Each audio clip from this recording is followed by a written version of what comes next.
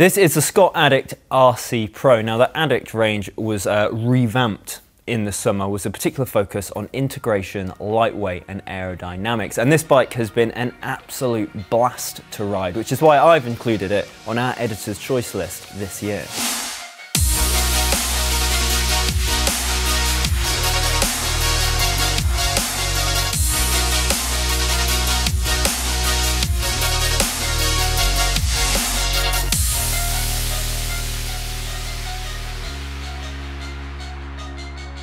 The first thing I have to say is, where are the cables? This thing is incredible in terms of that integration you're talking about. Yeah, it is very impressive, isn't it? So there's only one cable visible here, and that's the one poking out the back of the bike into the rear derailleur. If you look at the handlebars, there are no cables anywhere to be seen. And now integration is Scott's big thing. They've poured a lot of their time and energy into working on their engineering and their design to make a bike as integrated as possible, which means there are no cables on view. So the main way that this shows itself on the Addict here is with the handlebar and stem.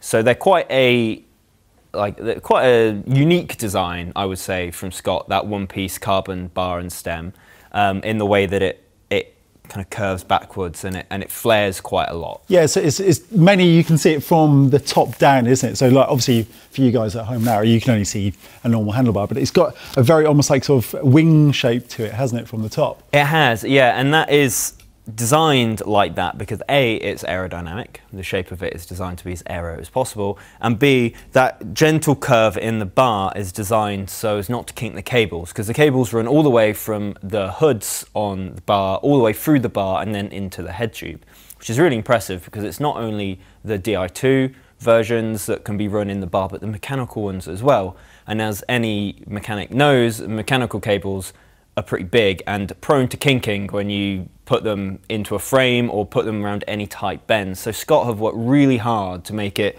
as smooth transition as possible from the hoods into the frame. Yeah. So once the cables are run through that single piece handlebar and stem, Scott have used something that they call an eccentric fork shaft, which is quite a delightful name, really. But basically, it just means they've offset the bearings in the head tube by 3 mil. So there's space at the front of it for the cables to run down. So all those cables run down the inside of the head tube now, and then spread out into their respective channels to go either to the front derailleur, or to the rear derailleur, or to the brakes. So there's quite a lot happening in there without the head tube being too chunky or overly built, which is quite impressive considering it now accommodates quite a lot of cables in there as well. And I think one of the other good things here, like for those guys at home kind of going, oh, from a mechanic's point of view, it must be a nightmare, is that all of the cables flow through so easily, and there are actually like little channels through, aren't there? So, you know, it's actually quite a simple job to change the cables. Obviously a little bit more complicated than normal, but when the result is like this.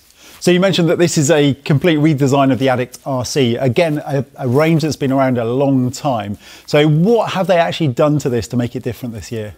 Yeah, you're right. So the Addict RC range, there is a normal Addict range as well, which remains the same from previous times. So they've just revamped the RC level bikes, which is like the top tier racing concepts, isn't it? So yeah, and they're the bikes that the Yateses rode. Adam Yates rode a Scott Addict RC at the Tour this year, and they've changed them. They've dropped the seat stays. Yep. First up, as is almost universal now across the racing bike market. It's not a lightweight bike unless it doesn't have drop seat stays, pretty much. So they did that, and they have changed the way they actually construct the carbon frame.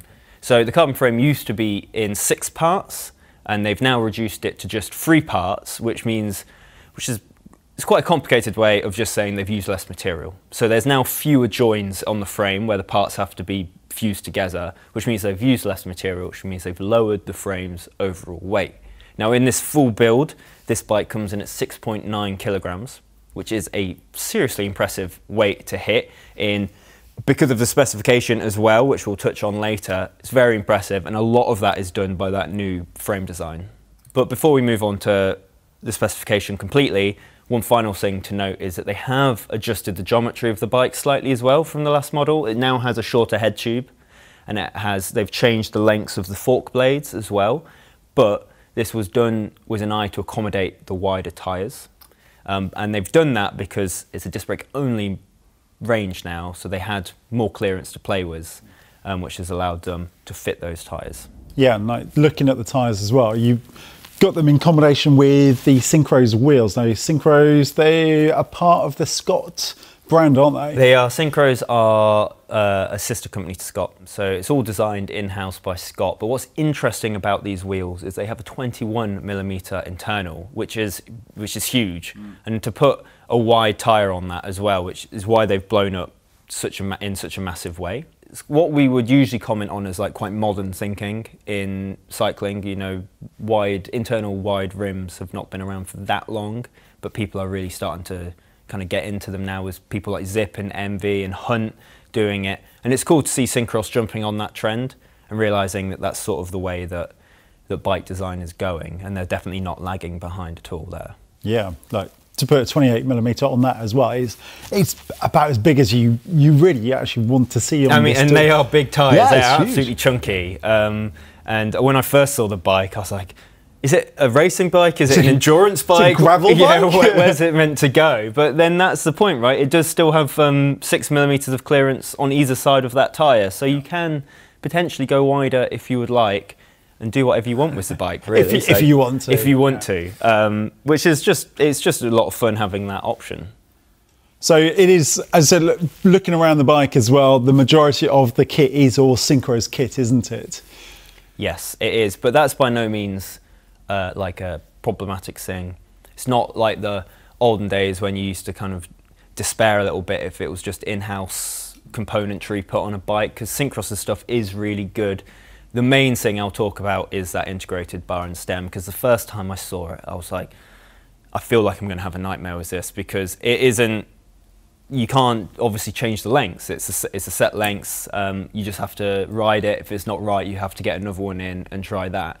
But it actually fit really sweetly from the off, and I hopped on the bike, and at no point did I have any sort of like niggling pains or discomfort, or I was like trying to adjust this, like the saddle fore and aft to kind of accommodate for the extra lengths that I couldn't change in the bar and stem. It just felt great straight from the get-go.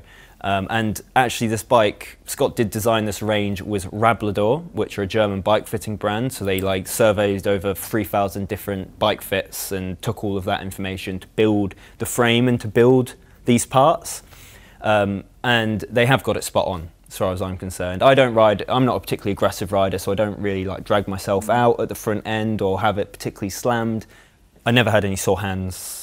I never had any discomfort around where I was resting on the hoods or if I was sitting on the tops. There was never any discomfort like that, which is exactly what you want to see. So we talked about the technology, everything that goes into this, but obviously we need to know how that translates into how it rides.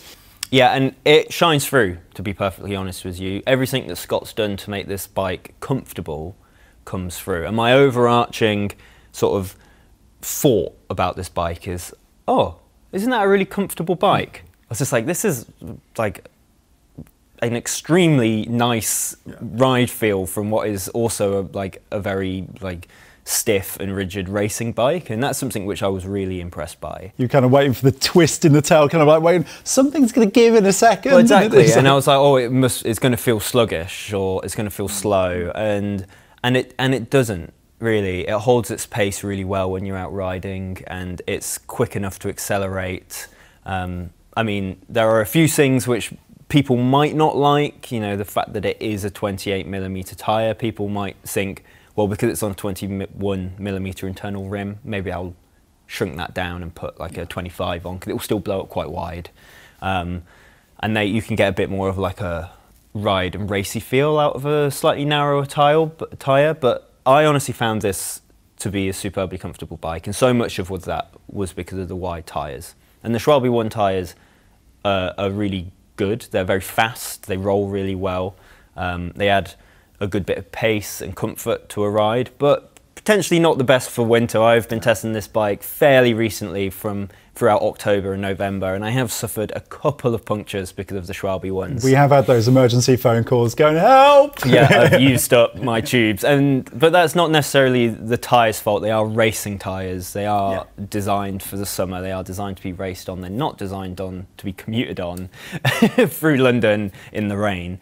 So I have put this bike through a bit of a battering. But it's also had its fair share of great rides. When we went to Nice to film, we did go for a little spin without the cameras, and we did almost 1,000 meters of climbing on it, and it felt really good to climb on as well. I felt really comfortable. It felt like you were in a great position for when you were getting out the saddle, and it's light as well. It's 6.9 kilos, so it's not holding you back when you're going uphill in any way.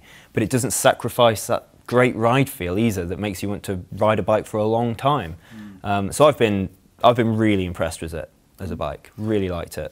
And this is the Scott Addict RC Pro version, isn't it, that you've been riding? Yes, and it costs £6,229. And it comes with a mechanical dual race group set. You can't fault dual race. No. It's a faultless group set.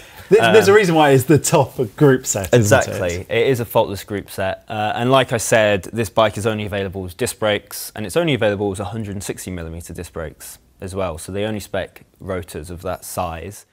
And that colour scheme. Yeah, it's an absolute stunner. It's been turning a lot of heads when I've been out riding, and rightly so. It deserves its recognition. It's also the same as was raced at the Tour de France by the Mitchelton Scott team, and it's beautiful. So if I was to leave you all with one thought on this bike, it would be, if you're after a bike that's very aggressive, very racing orientated, but is also really comfortable and going to leave you grinning from ear to ear, then get the Scott Addict RC Pro. That's why it's an editor's choice this year. Thanks, Rupert. Thanks so much for watching, and don't forget to like and subscribe to keep up with all our latest releases, including our Editor's Choice Awards. But until then, we'll see you soon.